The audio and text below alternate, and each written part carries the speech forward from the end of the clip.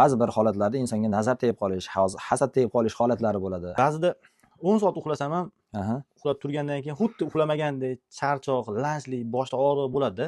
Shu haqida ham bir tushuntirib bersangiz. Xo'p. O'zi odam nimaga bunday bo'ladi?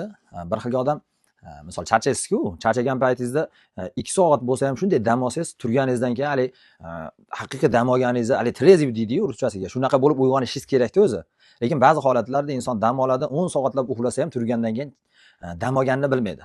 Charchoq, lanjlik, xuddi 10 soat ishlab charchagan odamga o'xshab uyg'onadi. Bu nimadan bo'ladi? Bu ko'pincha ko'cha-ko'yda yuramiz mana, unisi bunisi bilan gaplashamiz. Ba'zi bir holatlarda insonga nazar tegib qolish, hasad tegib qolish holatlari bo'ladi. Har xil ziyonlar. Shunaqa narsalar sabab insonda ko'pincha shunaqa charchoq holati kuchayib ketadi, dam olganini bilmaydigan bo'lib qoladi. Aynan shunday insonlar uchun biz bu mahsulotimizni, Ruqiya kompleks mahsulotimizni tavsiya qilamiz. Bu mahsulotimiz 9 xil narsadan tarkib topgan. Hamma mahsulotga Qur'ondagi kuchli ruqiya oyatlari, ya'ni shifo oyatlari o'qib dam solingan bo'ladi. Aynan insonni uyqusida xotirjamlik, chuqur uyqu uchun, besabab yurak siqilish uchun, bosh og'rig'i deymizmi ko'p, shunaqa narsalarga zo'r muolaja bo'ladi inshaalloh.